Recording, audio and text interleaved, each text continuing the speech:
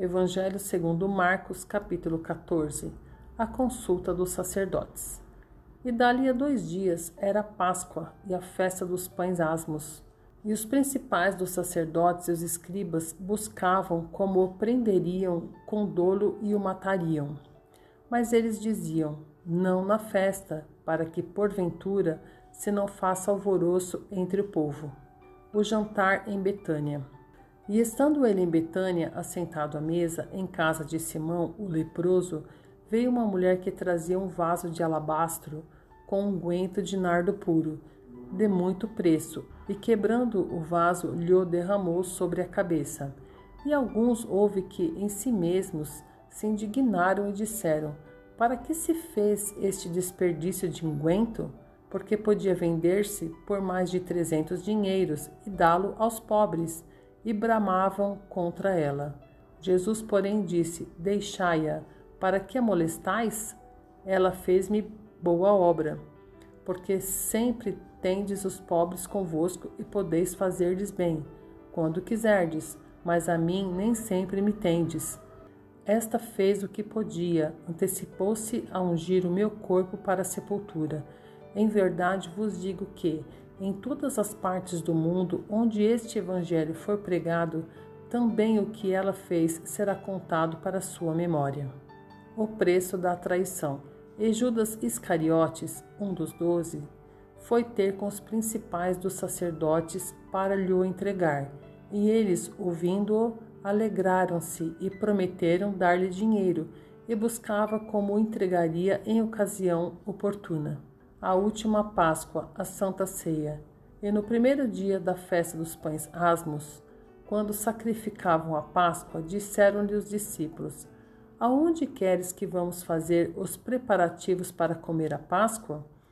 E enviou 2 dos seus discípulos e disse-lhes, ide à cidade, e um homem que leva um cântaro de água vos encontrará, segui-o. E onde quer que entrar, dizei ao senhor da casa, o mestre diz, onde está o aposento em que hei de comer a Páscoa com os meus discípulos? E ele vos mostrará um grande cenáculo mobilado e preparado, preparai-a ali. E saindo seus discípulos, foram à cidade e acharam como lhes tinha dito, e prepararam a Páscoa. E chegada a tarde, foi com os 12. E quando estavam assentados a comer, disse Jesus, em verdade vos digo que um de vós que comigo come há de trair-me. E eles começaram a entristecer-se e a dizer-lhe um após outro, porventura sou eu, Senhor? E outro, porventura sou eu, Senhor? Mas ele respondendo disse-lhes, é um dos 12, que mete comigo a mão no prato. Na verdade, o Filho do Homem vai, como dele está escrito, mas ai daquele homem por quem o Filho do Homem é traído. Bom seria para o tal homem não haver nascido. E comendo eles, tomou Jesus pão e abençoando-o, o partiu e deu-lhe e disse, tomai, comei, isto é o meu corpo. E tomando o cálice e dando graças, deu-lhe, e todos beberam dele. E disse-lhes, isto é o meu sangue, o sangue do Novo Testamento, que por muitos é derramado. Em verdade vos digo que não beberei mais do fruto da vide, até aquele dia em que o beber novo, no reino de Deus. E tendo cantado o hino, saíram para o Monte das Oliveiras. Pedro é avisado. E disse-lhes Jesus, todos vós, esta noite, vos escandalizareis em mim, porque escrito está, ferirei o pastor, e as ovelhas se dispersarão. Mas depois que eu houver ressuscitado, irei adiante de vós para a Galileia. E disse-lhe Pedro, ainda que todos se escandalizem, nunca porém eu. E disse-lhe Jesus, em verdade te digo que hoje, nesta noite, antes que o galo cante, 2 vezes, 3 vezes me negarás. Mas ele disse, com mais veemência, ainda que me seja necessário morrer contigo, de modo nenhum te negarei. E da mesma maneira diziam todos também. Jesus no Getsêmani. E foram a um lugar chamado Getsêmani e disse aos seus discípulos, assentai-vos aqui enquanto eu oro. E tomando consigo a Pedro e a Tiago e a João, e começou a ter pavor e a angustiar-se. e disse-lhes: A minha alma está profundamente triste até a morte, ficai aqui e vigiai. E tendo ido um pouco mais adiante, prostrou-se em terra e orou para que, se fosse possível, passasse dele aquela hora. E disse: Abba, Pai, todas as coisas te são possíveis, afasta de mim este cálice. Não seja, porém, o que eu quero, mas o que tu queres. E chegando, achou-os dormindo, e disse a Pedro: Simão, dormes? Não podes vigiar uma hora? Vigiai e orai, para que não entreis em tentação. O espírito, na verdade, está pronto, mas a carne é fraca. E foi outra vez e orou, dizendo as mesmas palavras.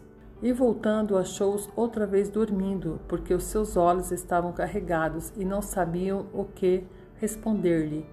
E voltou terceira vez e disse-lhes: Dormi agora e descansai. Basta, é chegada a hora. Eis que o Filho do Homem vai ser entregue nas mãos dos pecadores. Levantai-vos, vamos, eis que está perto o que me trai. Jesus é preso.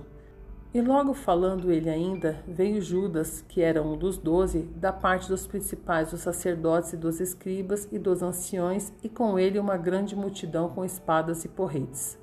Ora, o que o traía tinha-lhes dado um sinal, dizendo: Aquele que eu beijar, esse é. Prendei-o e levai-o com segurança. E logo que chegou, aproximou-se dele e disse-lhe: Rabi, Rabi, e beijou-o. E lançaram-lhe as mãos e o prenderam. E um dos que ali estavam presentes, puxando da espada, feriu o servo do sumo sacerdote e cortou-lhe uma orelha. E respondendo Jesus, disse-lhes: Saístes com espadas e porretes a prender-me, como a um salteador? Todos os dias estava convosco ensinando no templo, e não me prendestes, mas isto é para que as Escrituras se cumpram. Então, deixando todos, fugiram. E um jovem o seguia, envolto em um lençol sobre o corpo nu, e lançaram-lhe as mãos, mas ele, largando o lençol, fugiu nu. Jesus perante o sinédrio. E levaram Jesus ao sumo sacerdote, e ajuntaram-se todos os principais dos sacerdotes, e os anciãos e os escribas. E Pedro seguiu de longe até dentro do pátio do sumo sacerdote, e estava sentado com os servidores, aquentando-se ao lume. E os principais dos sacerdotes e todo o concílio buscavam algum testemunho contra Jesus para o matar, e não o achavam, porque muitos testificavam falsamente contra ele, mas os testemunhos não eram coerentes.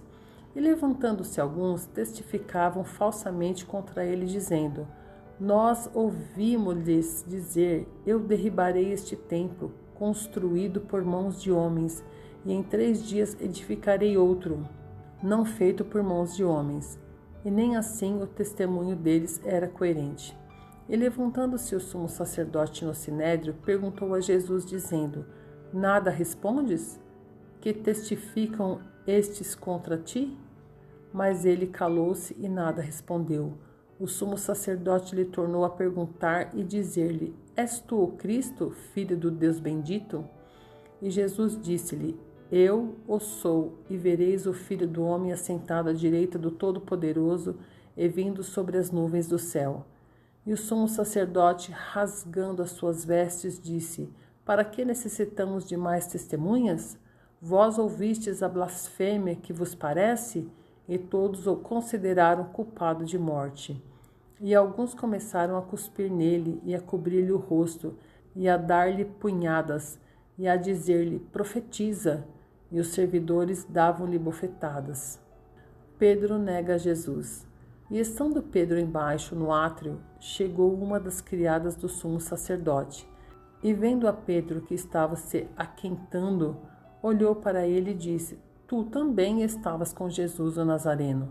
Mas ele negou, dizendo: Não o conheço, nem sei o que dizes. E saiu fora ao alpendre, e o galo cantou.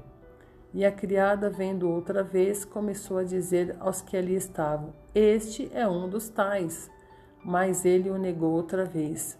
E pouco depois, os que ali estavam disseram outra vez a Pedro: Verdadeiramente tu és um deles, porque és também Galileu. E ele começou a imprecara e a jurar: não conheço esse homem de quem falais.